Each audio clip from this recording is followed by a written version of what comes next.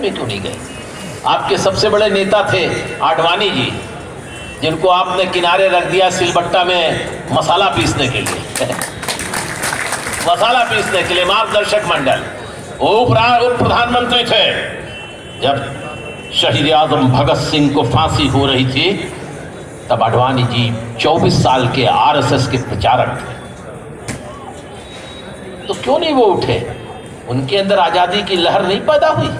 RSS में आजादी की लहर नहीं पैदा हुई? नहीं, आरएसएस के गोलवलकर कहते थे कि मेरे सदस्यों को राष्ट्रीय आजादी की लड़ाई में हिस्सा नहीं लेना है, हमें क्वीन विक्टोरिया, महारानी विक्टोरिया का झंडा ऊंचा करना है, हमें आजादी की लड़ाई से कोई मतलब नहीं, हम तो एक सांस्कृतिक संगठन है। आज मोदी जी, मैं आपसे पूछ रहा हूं, आप लोगों को मार रहे हैं किसान आंदोलन में, 280 से अधिक लोग हमारे किसान शहीद हो गए। वो यहां आए थे, आपने तस्वीरें देखी होंगी, 60-60, 70-70 साल के हमारे वो किसान जो बीमार थे, वो हाथ में पेशाब वाली थैली लेकर आपके आंदोलन में शामिल थे, उनकी फोटो लगी थी और उस फोटो पर भारतीय जनता पार्टी के नेता और देश के घर मंत्री, गृह मंत्री अमित शाह कहते हैं ये बुड्ढों का आंदोलन है। हमरे पंजाब में घरों में जिनके पास कोई काम नहीं है वो चले आए हैं दिल्ली के बॉर्डर पे आंदोलन। नरेंद्र दामोदर दास मोदी, तुम भूल गए 26 जनवरी के ट्रैक्टर मार्च को देश के किसान नौजवान पंजाब, हरियाणा, पश्चिमी उत्तर प्रदेश, उत्तराखंड, देश भर से लाखों लोग ट्रैक्टरों पर चल करके आए थे। आजादी के बाद इतना बड़ा 3 लाख से अधिक तिरंगा झंडा दिल्ली ने कभी नहीं देखा था कि हमारे किसान लेकर के आए थे। सब नौजवान थे 80%। हाँ, नौजवानों को कहा है घर पर खेती कारी करो और समय निकाल करके आओ, हम चल रहे हैं लड़ाई के मैदान में। नरेंद्र मोदी, आपने कहा कि उसमें खालिस्तानी है, उसमें आतंकवादी है, देश विरोधी है, और इन्हीं जो लोग सिंधु बॉर्डर पर, टिकरी बॉर्डर पर, गाजीपुर में, शाहजहांपुर में बैठे हैं, इन्हीं के बेटे, इन्हीं के बाप, इन्हीं के दादा, इनके परदादा भारत की सीमा पर अंग्रेजों के साथ नहीं, चीन और पाकिस्तान से अपनी सरहदों की हिफाजत करते हुए सीना गोली पर खाकर इसी भारत सरकार ने उन्हें परमवीर चक्र दिया, शौर्य चक्र दिया, वीर चक्र दिया। उनके परिवार, घर वाले कभी देश विरोधी नहीं हो सकते। आप क्या, आप देश विरोधी नहीं है? 50 किलो की यूरिया की बोरी को 45 कर दिया और बेच रहे हो देशभक्त बन के? ये देशभक्ति है? ये डाई की बोरी में 5 किलो कम कर दो, देशभक्ति है? इसीलिए हम कहते हैं मोदी जी किस जमात के आदमी हैं? बोलो बम और तौलो कम। बोलो बम, तौलो कम। इस देश के अंदर कह रहे थे कि 26 जनवरी को आपकी पुलिस ने गोली से उस नौजवान को मार दिया। क्या नाम उसका? नाम नवरीत, उत्तर प्रदेश के रामपुर का रहने वाला, जिसकी 2 महीने पहले ही शादी हुई थी, आपने उसको मार दिया। कह रहे थे किसान राष्ट्र संपत्ति का नुकसान पहुंचा रहे थे। मोदी जी, मैं आपसे कहना चाहता हूं, अगर कुछ नौजवानों ने जो 3-3 महीने, 2.5 महीने से इस आंदोलन में बैठे हैं, आप सुनते नहीं, आप झूठ बोलते हो, 11 राउंड की मीटिंग करके मन में कुछ बना के नहीं आते हो।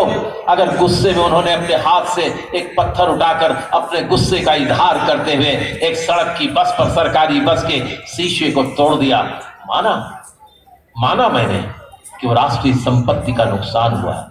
लेकिन मोदी जी, आपकी पुलिस की गोली से नवरीत मारा गया। ये किसान, इसके नौजवान, इसके बेटे, इस देश के मजदूर फिर से नया शीशा बना देंगे, उस बस में लगा देंगे जिसको उन्होंने तोड़ा है। लेकिन आपकी सरकार ने नवरीत को मारा है, उसे कभी वापस नहीं ला सकते। इससे बड़ी राष्ट्रीय संपत्ति का नुकसान और क्या हो सकता है? आपने हमारे 260 से ज्यादा किसानों को असमय छीन लिया। ये राष्ट्रीय संपत्ति का नुकसान है। कोई बैरिकेड टूट जाएगा, पहिए टूट जाएंगे, उसे हम बदल देंगे मोदी जी, लेकिन क्या आपकी सरकार हमारे 260 किसान शहीदों को, नवरीत को वापस ला सकती है? नहीं ला सकती। यही तो सोच का फर्क है। आपकी सोच कहीं और है।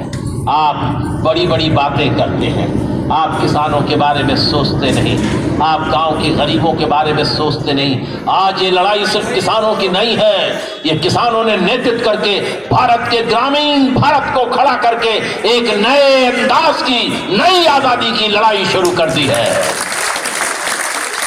जिसके किसानों के साथ मजदूर खड़े हैं, ट्रेड यूनियंस खड़ी है।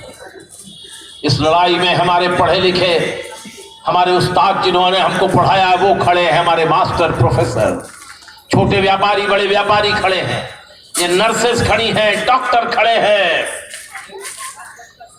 बड़े बड़े धार्मिक गुरु खड़े हैं। हमारी आजादी की लड़ाई में भी धार्मिक गुरुओं का बड़ा महत्व था। स्वामी सहजानंद सरस्वती से लेकर के स्वामी श्रद्धानंद जी तक। और क्या हम भूल सकते हैं, आज जब मैं बात कर रहा हूं, बहस चला रहा हूं, नहीं, हमारी आजादी की लड़ाई में गुरमुख सिंह मुसाफिर भी तो थे, गुरमुख सिंह मुसाफिर भी तो थे, संत फतेह सिंह भी थे। आप लोग नाम भूल गए होंगे, लेकिन अतुल कुमार अंजान को नाम याद है इनका। और उन्होंने जो जत्थेबंदी की थी, जो चेतना जगाई थी, वो कूका विद्रोह, वो गदरी बाबाओं का योगदान, वो 400 हमारे सिख नौजवान जो अमेरिका में काम करने गए थे, देश में अंग्रेजों के जुल्म की कहानी सुन करके, पैसा इकट्ठा करके, हथियार खरीद करके, कामागाटा मारू का जहाज लेकर के 27 दिन की यात्रा करते हुए 400 नौजवान चले थे। रास्ते में 200 नौजवानों को अंग्रेज ने कनाडा में और कहां मार कर गिरा दिया, कुछ भूखे मर गए, 200 आए थे। वो गदरी बाबा, जिसके कुल हिंद किसान सभा के अध्यक्ष थे अमृतसर के बाबा सोहन सिंह भखना, बाबा पृथ्वी सिंह आजाद, बाबा तेजा सिंह स्वतंत्र, भूल जाएंगे आप उनको? बाबा संतोष सिंह को भूल जाएंगे? वो आखिरी गदरी बाबा जो कुछ साल पहले मरे थे, चैन सिंह चैन, बाबा चैन सिंह चैन, उन्हीं की वजह से तो आज हम कुछ साल चैन के जी रहे थे। लेकिन हमको आप मोदी जी, आपने हमको बेचैन कर दिया, बेचैन कर दिया। आजादी की लड़ाई में जिन लोगों ने कुर्बानी दी, आज आप उनको गद्दार कह रहे हैं। इसलिए तो आपको सरकार की गद्दी पर नहीं बैठाला था। हम धरती का सीना चीरते हैं, अपने इरादों के बीज को बोते हैं, उसमें फसलें पैदा करते हैं। हमारे पास न जाति का सवाल है और न धर्म का सवाल है। हमारी जीरी और कनक जब गांव के, शहर के बाजार में, मंडी में आती है, तो कोई इससे ये नहीं पूछता कि ये पंडित जी का गेहूं है, ये ठाकुर साहब का चावल है, ये गन्ना किसका है, ये जाट का गेहूं है, गैर जाट का है, ये गरीब का है, ये पिछड़े का है, ये दलित का है, ये नहीं, ये देश का गंदम है जो लोगों की पेट को बुझाता है। ये है हमारे किसान।